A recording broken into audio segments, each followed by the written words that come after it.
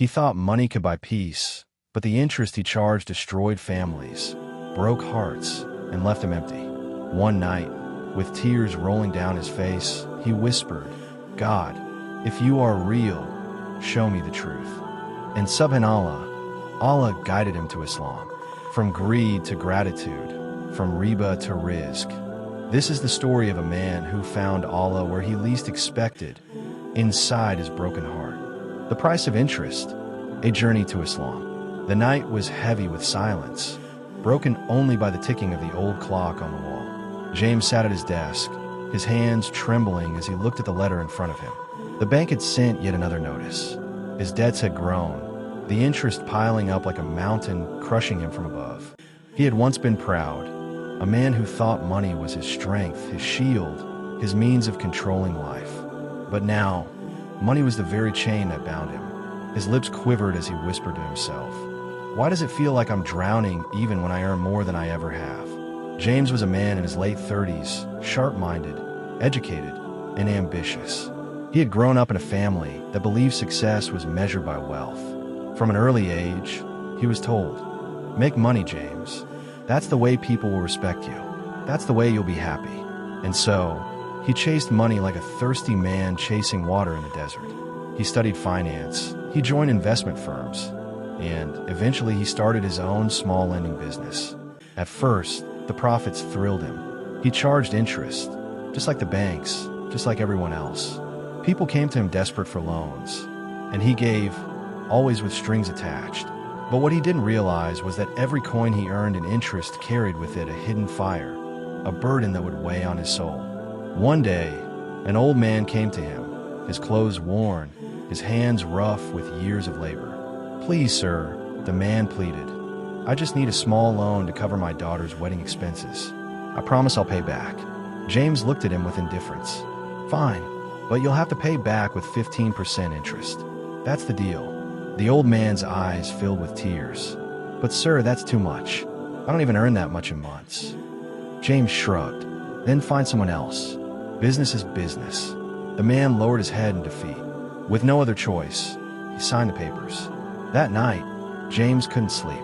For the first time, he felt a strange heaviness in his chest. The image of the old man's trembling hands haunted him, but he brushed it aside. This is life. The strong survive. The weak must pay the price. Months passed. His business grew, but so did his restlessness. He had money, cars, an apartment overlooking the city, yet he felt emptier than ever. The more interest he collected, the more hollow his heart became. One evening, as he was driving back from his office, he noticed a small mosque at the corner of the street. Its green dome glowed softly under the streetlights. People were walking in, leaving their shoes at the door, faces calm, hearts at peace. Something stirred inside him. What is it that they have that I don't? He wondered. He had everything, yet he had nothing. The next morning, he was confronted with tragedy. The old man who had borrowed money from him was found dead. He had collapsed from a heart attack, leaving behind a daughter who now carried the burden of his debt.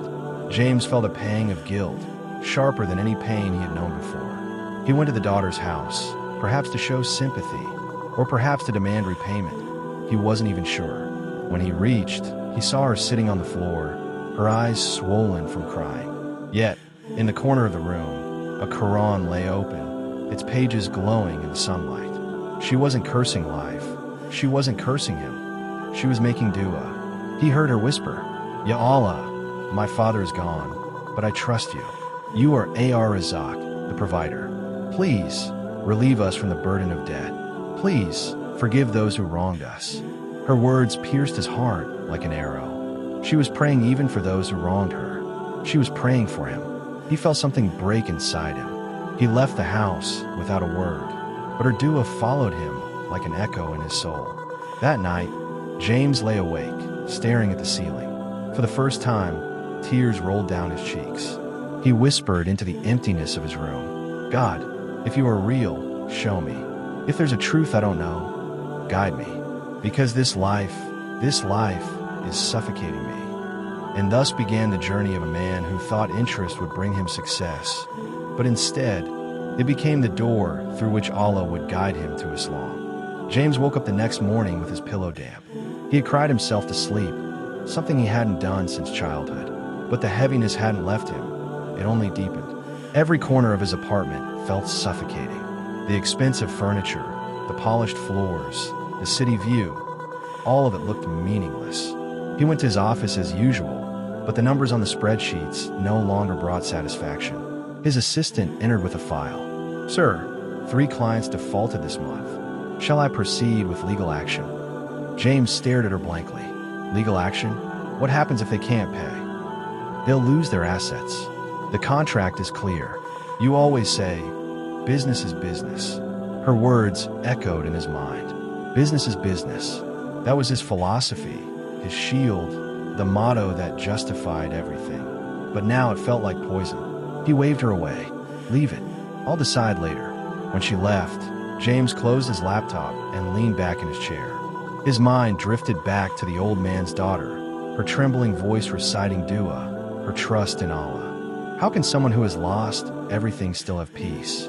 And me, I have everything, yet nothing. For days, he wrestled with his thoughts. He tried distracting himself with parties, with friends, with women, but every laugh felt hollow, every night lonelier than the one before. One evening, while driving home, he slowed near the mosque again. The adhan was being called. The voice was unlike anything he had ever heard before. Deep, soulful, trembling with sincerity. "Allahu Akbar, Allahu Akbar." His heart shivered. He pulled over and sat inside his car, listening until the last echo faded. For reasons he couldn't explain, tears filled his eyes again. He rolled down the window and watched people rushing inside, leaving their worries at the door. One man caught his attention, a middle-aged man in simple clothes, walking with his young son. The boy asked, "Baba, will Allah forgive me if I forgot my dua yesterday?" The father smiled warmly. "Of course, my son. Allah loves it when we turn to him. He forgives again and again." James's throat tightened. Forgive again and again. Could such mercy exist? He went home that night, restless. He opened his laptop, typed in the search bar, "Why do Muslims reject interest?" The first result was a verse from the Quran. "Those who consume interest will stand on the day of resurrection like someone beaten by shaitan into madness. That is because they say, trade is just like interest. But Allah has permitted trade and forbidden interest." Surah Al-Baqarah 2:275. He read the words again and again. His heart raced. The Quran, the book he had never touched, was condemning the very thing his life was built upon. He scrolled further and found a hadith. The Messenger of Allah cursed the one who consumes interest, the one who gives it, the one who records it, and the two who witness it. And he said, "They are all the same." Sahih Muslim. James froze. His body went cold. Cursed, all of them. For the first time, he felt as though these words were directed at him. He was the lender, the consumer of interest. He had built his empire on the very thing that Islam declared war against. His hands trembled as he whispered into the silence, "God, if this is your word, then what am I? Am I cursed? Am I lost forever?" That night, he couldn't eat. He couldn't sleep. He walked circles in his apartment, his chest heavy, his eyes swollen. At 3 a.m., he felt his knees, something he hadn't done since he was a child praying with his grandmother. "God, I don't know how to pray. I don't know the right words, but I feel lost. I feel like my money has destroyed me. If you're there, guide me. Please, show me truth." And for the first time, he felt a strange calmness. It was as if his words had not vanished into the ceiling, but had risen higher. The next morning, he made a bold decision. He would visit the mosque, not for prayer. He wasn't ready, but just to see. He stood outside the mosque gate, hesitant, like a child on his first day at school. Men were walking out after far prayer, their faces serene, their voices filled with warmth as they greeted each other. "Assalamu alaikum." One man noticed him standing awkwardly and approached with a smile. "Hello, brother. Are you visiting?" James nodded nervously. I'm just curious." The man extended his hand. "My name is Yusuf. Welcome. You don't have to be shy. Come in, sit with us for tea." James hesitated, then followed him inside. They sat on a carpet. Simple cups of tea passed around. No one judged him. No one questioned why he was there.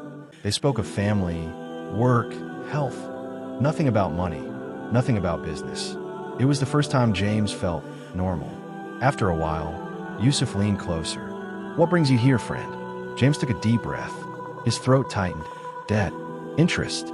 It's killing me. Not just financially. In here." He placed his hand over his heart. Yusuf's eyes softened. He nodded slowly. "Brother, you're not alone. Allah has guided many before you who were trapped in the same thing. Islam is not just a religion. It's a mercy. It frees us from the chains we don't even realize we wear." James swallowed hard. "But me? I've done so much wrong. I've taken from the poor. I've ruined lives." Yusuf placed a hand on his shoulder. "Do you know what Allah says? O my servants who have wronged themselves, do not despair of the mercy of Allah. Indeed, Allah forgives all sins." Surah Az-Zumar 39:53. James felt the verse pierce his soul. Do not despair. He had been drowning in despair for months. Could it be that Allah was still offering him hope? When he left the mosque that day, his heart was lighter. He wasn't ready to convert. He wasn't even sure what to believe. But he knew one thing. Islam had answers. And Islam had mercy. That night, James made another dua, this time with more certainty. Ya Allah, if you truly are the God of mercy, then don't let me die in this state. Guide me. Show me the way. And deep inside, for the first time in years, James felt the faint flicker of hope. The next few weeks were a storm inside James's soul. He went about his business as usual, but nothing felt the same. Every time he signed a loan contract, his hands trembled. Every time he saw interest accumulating on his clients, his chest tightened. At night, the Quranic verse he had read, "Allah has permitted trade and forbidden interest," echoed in his head like a warning bell. One evening, as he sat in his office, surrounded by stacks of files and contracts, he looked at them with disgust. All of this built on Riba, built on curses. No one in my life feels cursed. Suddenly, his assistant rushed in, panic on her face. "Sir, we've lost 2 major clients.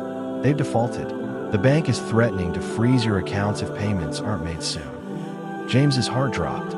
He had always been the lender, the one in control. But now, the system was turning against him. Interest, his greatest weapon, was becoming the very sword at his neck. That night, he couldn't bear staying in his luxurious apartment. He left and drove aimlessly through the city until he reached the mosque again. The adhan for Isha was being called.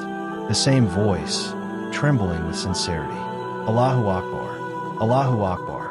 James parked his car, and this time he walked in. Slowly, hesitantly, like a man walking toward the unknown. Inside, rows of men stood shoulder to shoulder, bowing and prostrating in perfect harmony.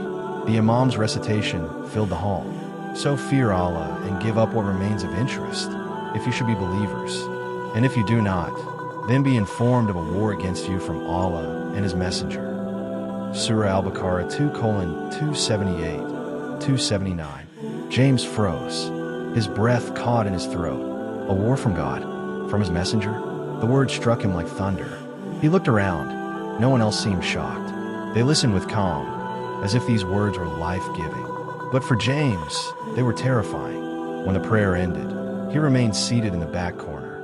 His heart pounded, sweat dripping from his forehead. Yusuf, the man he had met earlier, noticed him and walked over. "James, are you all right?" James's lips trembled.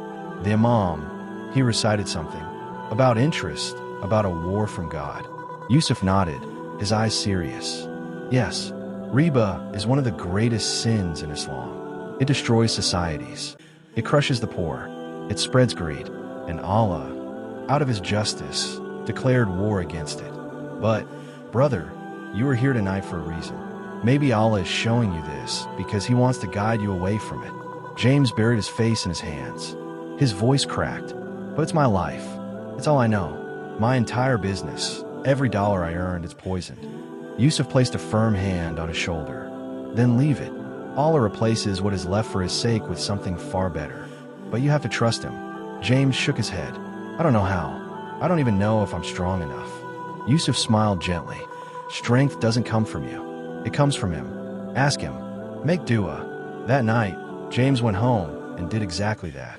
He turned off the lights, sat on the floor, and whispered into the silence, "God, Allah, I don't know how to leave this life, but I don't want war with you.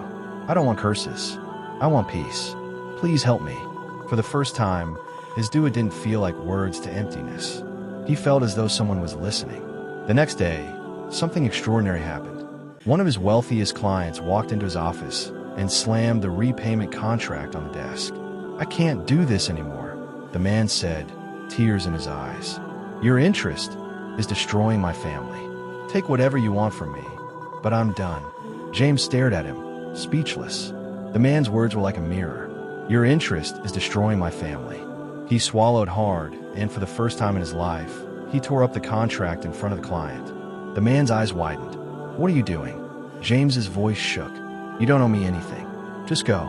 Take care of your family. The man broke down crying, clutching James's hands in gratitude. May God bless you. May God forgive you. When the man left, James sat in silence, his hands trembling. He had lost thousands of dollars in an instant, but instead of regret, he felt relief. Like a chain had been broken. That night, he returned to the mosque. He didn't stand in the rows yet, but he sat quietly in the back, listening. The imam recited an established prayer and give zakah. And whatever good you put forward for yourselves, you will find it with Allah. Indeed, all of what you do is seeing. Surah Al-Baqarah 2:110. Tears streamed down James's face. He whispered, Ya Allah, I don't know how to pray. I don't know how to give zakah, but I want this. I want to do good. I want to be seen by you. When he left the mosque, Yusuf was waiting outside. He handed James a small Quran with English translation. Take this, brother. Read it, but read with your heart, not just your eyes. James took it carefully, as though it were fragile. That night, he opened it randomly, and his eyes fell on a verse. Indeed, those who believe and do righteous deeds, no fear will there be concerning them, nor will they grieve. Surah Al-Baqarah 2:277. His chest shook with sobs. No fear, no grief. Is that even possible? Allah, if this is true, then I want it. I want to believe. I want to be among them. And in that moment, James knew. His heart was no longer in interest, in money, in greed. His heart was being pulled towards something higher, toward Islam. The fall came faster than James expected. Within 2 months, 3 of his largest clients defaulted. Lawsuits began piling up, and the bank froze one of his accounts. The empire he had built on interest was crumbling before his eyes. For years, James had prided himself on being untouchable, the man who held others' futures in his hands. But now, the system he had once controlled was devouring him. He sat in his office late one night, surrounded by unopened envelopes, final notices, and foreclosure threats. The silence was crushing. He pressed his head into his hands. This is it. I'm finished. But as he stared at the mountain of debt notices, another thought pierced him. Maybe this is Allah's way of saving me. The words of Yusuf came back to him. Allah replaces what is left for his sake with something far better. James pushed the papers aside, stood up, and for the first time in his life, placed his forehead on the floor. He didn't know how to pray properly, but something inside him told him to bow. Tears streamed down his cheeks as he whispered, Ya Allah, I don't want this life anymore. I don't want Riba. I don't want to live in war with you. Please, if you accept me, take everything I have, but give me peace. Guide me, forgive me. His sobs echoed in the empty office. He stayed like that for a long time, forehead pressed against the carpet, his heart pouring out what his lips struggled to say. That night, something shifted. He went home, picked up the Quran Yusuf had given him, and read until dawn. Every verse felt like it was speaking directly to him. When he read about Jannah, he longed for it. When he read about Jahannam, he trembled in fear. One verse made him cry until his chest ached. Say, O my servants who have transgressed against themselves, do not despair of the mercy of Allah. Indeed, Allah forgives all sins. Indeed, it is He who is the forgiving, the merciful. Surah Az-Zumar 39:53. James clutched the Quran to his chest, his tears soaking the pages. Ya Allah, is there still hope for me? After all the lives I've crushed, after all the interest I've consumed, if you forgive all sins, then forgive me. The next morning, he drove to the mosque. It was a Friday, and the khutbah had just begun. He sat quietly at the back, listening as the Imam spoke. Brothers and sisters, the Prophet Muhammad said, when a servant draws close to Allah by a handspan, Allah draws close to him by an arm's length. And when he comes to Allah walking, Allah comes to him running. James's throat tightened. Walking, running. Could Allah really be coming toward me? After the prayer ended, he approached Yusuf, his eyes red, his face pale. I can't live like this anymore. I want what you have. I want peace. I want Allah. Tell me what to do. Yusuf's eyes filled with tears. He held James's hands and whispered, Brother, if you truly believe that there is no God but Allah, and that Muhammad is his final messenger, then you are already on the path. Say it with your tongue, and your heart will be free. James's body trembled. His voice cracked as he repeated the words Yusuf guided him through. Ashhadu an la ilaha illallah, wa ashhadu anna Muhammadan Rasulullah. Tears gushed from his eyes, uncontrollable sobs shaking his entire body. It was as if years of darkness were being washed away in an instant. He fell to his knees, his face in his hands, crying like a child. Around him, the brothers embraced him, their voices warm with Allahu Akbar. Allahu Akbar. James looked up through his tears. Is it true? Am I really forgiven? All of it. All the sins. The interest. The lives I hurt. Yusuf placed a hand over his heart. Brother, the Prophet said, Islam wipes out whatever came before it. Today, you're like a newborn child. Pure. Free of sin. Allah has accepted you. James broke down again, his forehead touching the mosque carpet. This time, not out of guilt, but out of gratitude. That night, he prayed properly for the first time, guided step by step by Yusuf. Every word, every movement was heavy with emotion. When he raised his hands and said, Allahu Akbar, he felt as though he was surrendering everything, his money, his past, his pride, into the hands of the one who created him. And when he fell in his sujud, his tears wetting the floor, he whispered, Ya Allah, I was lost in Riba, drowning in greed, blinded by money. But you pulled me out. You saved me. I give you everything. Make me yours, Ya Allah. Don't ever let me go astray again. The peace he felt in that moment was unlike anything money had ever bought him. For years, James had been a slave to interest. But now, he was a servant of Allah. The days after James's Shahada felt like stepping into a new world. The Quran was no longer a foreign book. It was his guide. The Adhan was no longer a distant sound. It was his call. Salah was no longer an unfamiliar ritual. It was his lifeline. But the test came quickly. His business partners were furious. You've lost your mind, James, one of them shouted. How can you just walk away from millions of dollars? James stood firm, his voice steady but his heart trembling inside. I can't build my life on interest anymore. It's haram in Islam. I've left it. They laughed at him, ridiculed him, called him weak. But James no longer cared. He had spent years being chained to money. Now, even with his wealth crumbling, he felt freer than ever. Still, the struggle was real. His bank account was drying up. His luxurious apartment was repossessed. He found himself moving into a small rented room with barely enough furniture. One night, sitting on the floor with nothing but a mattress and a Quran, he whispered in dua, Ya Allah, I gave up Riba for you. I have nothing now. No job, no wealth, no comfort. But I have you. Please, don't abandon me. Grant me halal rizq. Grant me strength to stay on this path. His tears wet the carpet. His stomach growled from hunger. Yet his heart felt strangely at peace. The next morning, Yusuf called him. Brother, there's a Muslim-owned charity organization looking for volunteers. It's not high-paying, but it's halal. Do you want to try? James agreed immediately. He spent the next weeks helping deliver food to poor families, distributing clothes to refugees, and managing donations. The salary was small compared to his old life, but the smiles he saw, the du'as he received from the needy, filled his heart with a wealth he had never known. One evening, after distributing food to a struggling family, their little boy tugged at James's sleeve. Uncle, may Allah give you Jannah. James froze, his eyes flooding with tears. Jannah, a word he had only recently learned, but one that now meant more to him than all the money in the world. That night, in his small room, he prayed long into the night. In sujud, he sobbed, Ya Allah, I thought wealth was in money. I thought success was in interest. But true wealth is this: bowing to you, being loved by your people, feeling your mercy. Don't ever let me return to who I was. Over time, James found stability. He learned how to pray 5 times daily, how to recite Quran slowly, how to make wudu with love.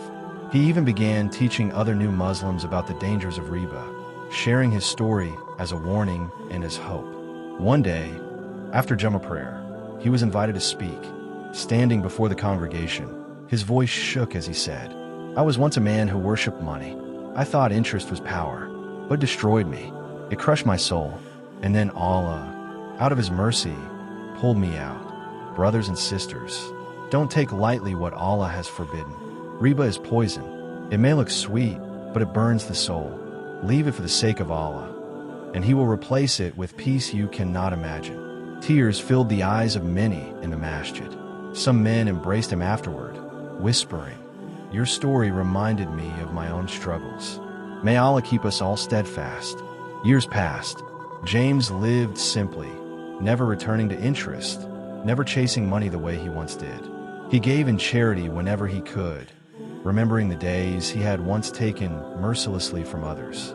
On one quiet night, as he sat by his window with the Quran in his lap, he reflected on his journey. From greed to guidance, from curses to mercy, from riba to Islam. He raised his hands in dua, his voice breaking. "Ya Allah, you took me from the filth of interest and made me Muslim. You stripped me of money but gave me Iman. You replaced my greed with sujud, my arrogance with tears, my chains with freedom. I am nothing without you, Ya Allah. Forgive me, keep me on your path, and let me die as a Muslim."